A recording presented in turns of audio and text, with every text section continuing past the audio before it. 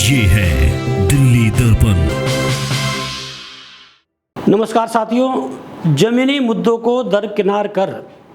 हिंदू मुस्लिम पर राजनीति कर रही भारतीय जनता पार्टी 2024 के लोकसभा चुनाव में झटका खाने जा रही है। जी हाँ, भारतीय जनता पार्टी ने खुद ने जो इंटरनल सर्वे कराया है उसके हिसाब से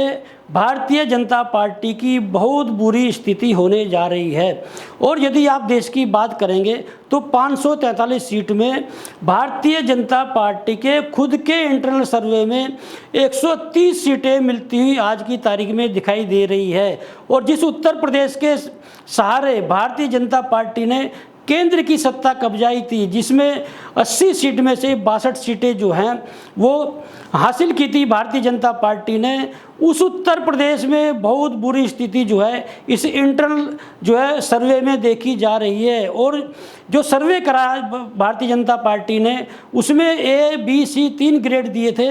और ए ग्रेड में मात्र 60 सीट आई हैं और सी ग्रेड में 20 सीटें आई हैं। तो ये माना जा रहा है कि 73 सीटों पर जो है भारतीय जनता पार्टी का असमंजस की स्थिति में है। और जो ए ग्रेड की जो सीट है उसमें लखनऊ की राजनाथ सिंह की है, लखनऊ की वाराणसी की प्रधानमंत्री नरेंद्र मोदी की है, जालौन की सीट है, आगरा की सीट है और एक सीट जो है गौतम बुद्ध नगर की है। तो ये जो सीटें जो है देखने को मिल रही है कि ये माना जा रहा है कि भारतीय जनता पार्टी जो है आज की तारीख में जिस तरह से सर्वे हुआ है वो हर वर्ग का जो व्यक्ति है वह भारतीय जनता पार्टी से नाराज है। ये माना जा सकता है कि भारतीय जनता पार्टी की नाराजगी का फायदा जो विपक्ष का गठबंधन है इंडिया उठा सकता है। और उत्तर प्रदेश में जो है योगी आदित्यनाथ जो है उनकी ये नाराज़गी है कि उत्तर प्रदेश के मामले में अमित शाह हस्तक्षेप कर रहे हैं। और इस मामले को लेकर जब इंटरनल सर्वे आया है तो आरएसएस जो है वो बहुत नाराज़ हो गया है भारतीय जनता पार्टी के नेतृत्व से, विशेष रूप से प्रधानमंत्री नरेंद्र मोदी और गृह मंत्री अमित शाह से, क्योंकि उत्तर प्रदेश में योगी आदित्यनाथ ने स्पष्ट संदेश दे दिया आरएसएस को। ये जानकारी मिल रही है कि उत्तर प्रदेश में गृह मंत्री अमित शाह के हस्तक्षेप की वजह से उत्तर प्रदेश के समीकरण गड़बड़ा रहे हैं। और ये जानकारी पिछले दिनों मिली कि योगी आदित्यनाथ की बिना सहमति के ओम प्रकाश राजभर को अमित शाह ने पार्टी की सदस्यता दिलवाई और योगी आदित्यनाथ की बिना सहमति के ओम प्रकाश राजभर के कहने पर गृह मंत्री अमित शाह ने घोसी जो विधानसभा का जो उपचुनाव हुआ है उसमें जो है दारा सिंह चौहान को टिकट दिया। तो ये जो उत्तर प्रदेश में और विशेष रूप से पूरे देश में प्रधानमंत्री नरेंद्र मोदी और गृह मंत्री अमित शाह जो मनमानी कर रहे हैं और बीच बीच में आरएसएस नसीहत भी दी, उसे भी नहीं माना। गत दिनों आरएसएस ने जो ऑर्गेनाइजर जो मुखपत्र है आरएसएस का उसमें नसीहत दी थी भारतीय जनता पार्टी को कि राष्ट्रीय मुद्दों पर चुनाव ना लड़े जाए, स्थानीय मुद्दों पर चुनाव लड़े जाएं और राष्ट्रीय नेताओं को तवज्जो देने के बजाय स्थानीय नेताओं को तवज्जो दिए जाए, प्रदेश के नेतृत्व को तवज्जो दी जाए। लेकिन लोकसभा चुनाव जो आने जा रहा है या आज की तारीख में यदि जो 5 राज्यों में विधानसभा चुनाव होने जा रहे हैं उनमें भी जो है प्रधानमंत्री नरेंद्र मोदी और गृह मंत्री अमित शाह राष्ट्रीय मुद्दे जो हैं वो थोपने को लगे हुए हैं, राष्ट्रीय नेतृत्व जो है वो थोपने पर लगे हुए हैं। और कई केंद्रीय मंत्रियों को जो है प्रदेश में जो वहाँ के नेता हैं उनका टिकट काटकर केंद्रीय मंत्री को टिकट दे दिए गए हैं। जैसे जो सांसद हैं उन्हें टिकट दिए जा रहे हैं। मध्य प्रदेश में आपने देखा कैलाश विजयवर्गीय को टिकट दे दिया गया, नरेंद्र तोमर को टिकट दे दिया गया। और राजस्थान में भी ये माना जा रहा है कि इंद्रवर्धन राठौड़ को टिकट दिया जा सकता है, मेघवाल को टिकट दिया जा सकता है। और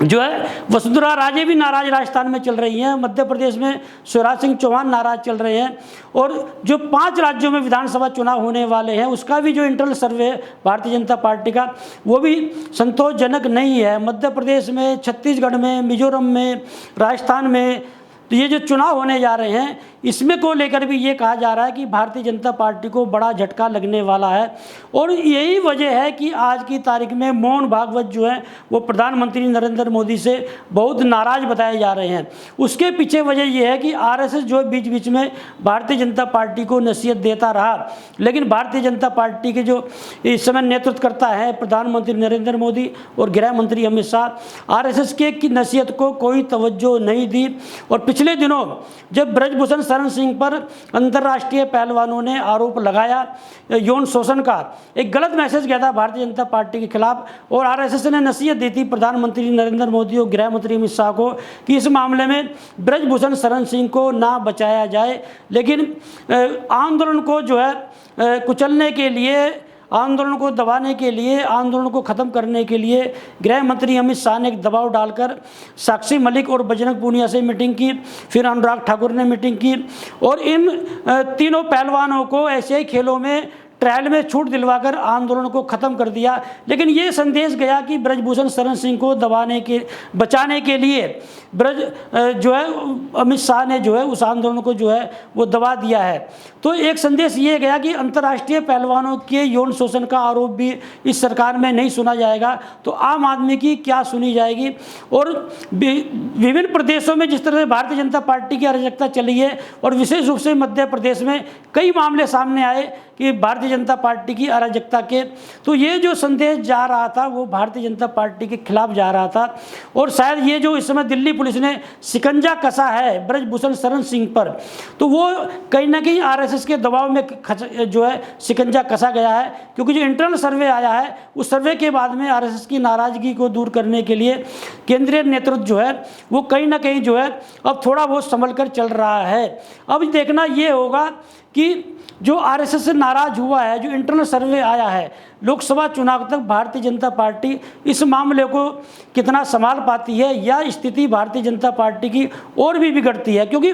देखना ये होगा कि 2014 का यदि आप चुनाव याद करेंगे तो प्रधानमंत्री नरेंद्र मोदी ने लोक लुभाव ने जो है वो सपने दिखाए थे जनता को और कहा था कि साहब 2 करोड़ युवाओं को प्रति वर्ष हम रोजगार देंगे, किसानों की जो आय है वो 2022 से 2 गुना कर देंगे और 100 दिन के अंदर अंदर जो ब्लैक मनी है विदेश में वो वापस ले आएंगे। तो जितने भी वादे किए थे प्रधानमंत्री नरेंद्र मोदी के, उस समय दावेदार थे नरेंद्र मोदी, भारतीय जनता पार्टी ने जितने भी दावे किए थे उनमें किसी पर खरे नहीं उतर पाई है। हिंदू मुस्लिम के अलावा 10 साल होने जा रहे हैं प्रधानमंत्री नरेंद्र मोदी को, कोई बड़ा काम नहीं हुआ है देश में। और विदेशी दौरों के नाम पर जो है प्रधानमंत्री नरेंद्र मोदी वाई लूटते रहे विदेश नीति पर। विदेश से भी जो है बहुत अच्छे संबंध जो हैं वो दूसरे देशों से नहीं